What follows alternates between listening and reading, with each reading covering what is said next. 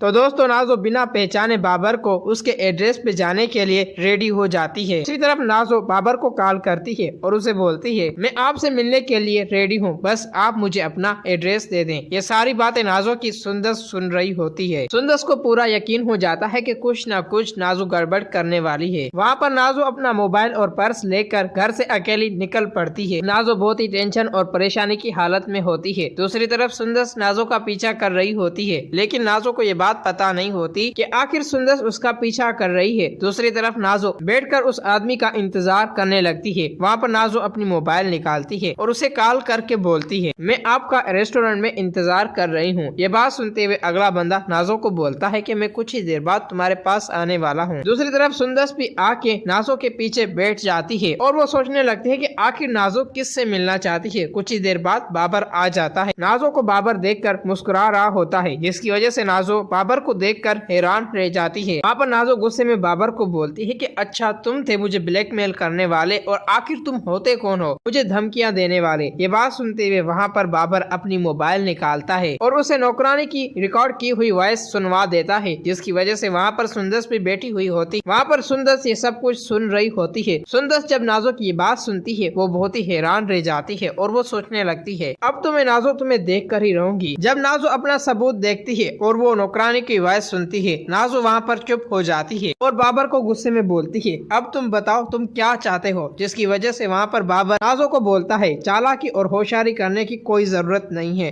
बल्कि तुम्हारा पक्का सबूत मेरे हाथ लग चुका है। नाजो 10 लाख का इंतजाम करना होगा। ये बात सुनते हुए वहाँ पर नाजो बहुत ही हैरान रह जाती है और वहाँ पर नाजो बाबर को बोलती है कि ये सब कुछ मुझसे नहीं हो पाएगा। वहाँ पर बाबर बोलता है कि अगर तुमने 10 लाख का इंतजाम नहीं किया तो मैं सीधा उमर और अरसल के पास चला जाऊंगा और तुम्हारे फैमिली मेंबरों को ये सारी बात बता दूंगा और वहाँ पर उस नौकरानी को भी लेके आऊंगा। जिसकी वजह से वहाँ पर नाजो हैरान रह जाती है और वो रोने की एक्टिंग कर लेती है, जिसकी वजह से वहाँ पर बाबर बोलता है नाजो कैसे भी करके तुम 10 लाख का इंतजाम कर दो। वहाँ पर सुंदस अपनी मोबाइल निकालती है और वो नाजो और बाबर का पिक्चर लेती है। वहाँ पर नाजो बाबर को बोलती है तुम कुछ दिन सब्र करो, मैं तुम्हें सारे पैसे दे दूंगी, इसके बाद तुम्हें ये मेरा सबूत मिटाना होगा। नाजो की ये बात सुनते हुए वहाँ पर बाबर बोलता है नाजो ठीक है मैं तुम्हारा इंतजार करूंगा। फिर नाजो वहाँ से उठकर चली जाती है। दूसरी तरफ सुंदस ये सब कुछ देखकर और सुनकर सोच में पड़ जाती है और वो यही सोचती है कि आखिर ये बातें मुझे अरसल को बतानी चाहिए या नहीं। दूसरी तरफ नाजो घर आ जाती है। नाजो घर में बहुत ही उलझाई हुई और परेशान होती है। उमर नाजो को देखकर बहुत ही परेशान होता है और वो नाजो के पास आकर नाजो को बोलता है कि नाजो क्या हो गया है जिसकी वजह से तुम आज इतनी परेशान नजर आ रही हो। मैंने कभी भी तुम्हें ऐसे नहीं देखा, बल्कि तुम्हारा आज चेहरा उलझाया हुआ है। वहाँ पर नाजो रोते हुए अपने भाई उमर को बोलती है कि एक लड़का है जो मुझे बार बार परेशान कर रहा है और तो अब तो उसने हद ही कर दी, बल्कि वो मुझसे पैसे की डिमांड कर रहा है। जिसकी वजह से वहाँ पर उमर को गुस्सा आने लगता है और वो नाजो को बोलता है कि आखिर वो कौन है नाजो। ये बात सुनते हुए वहाँ पर नाजो बोलते हैं कि उमर भाई आप वादा करें ये बात आप किससे शेयर नहीं करेंगे। फिर दोस्तों वहाँ पर नाजो आखिर उमर से झूठ बोल देती है और उसे बोलती है वो लड़का खामखा मुझे ब्लैकमेल कर रहा है, बल्कि आप मेरे साथ चले उसे अच्छा सबक सिखाएं। जिसकी वजह से उमर उसे बोलता है कि नाजो कब चलना होगा। वहाँ पर नाजो उमर को बोलती है कि आप बेफिक्र हो जाएं, बल्कि मैंने उसे टाइम दे दिया है पैसों का, जब पैसों का टाइम नजदीक आ जाएगा फिर मैं आपके साथ चलूंगी और आप उसकी अच्छी तरह से खबर लेना। वहाँ पर उमर नाजो को बोलता है कि नाजो तुम बेफिक्र हो जाओ, मैं सब कुछ संभाल लूंगा। फिर दोस्तों वहाँ पर नाजो बेहद खुश हो रही होती है। दोस्तों अगर आप लोगों को ये वीडियो अच्छी लगी है तो इस वीडियो को लाइक करें।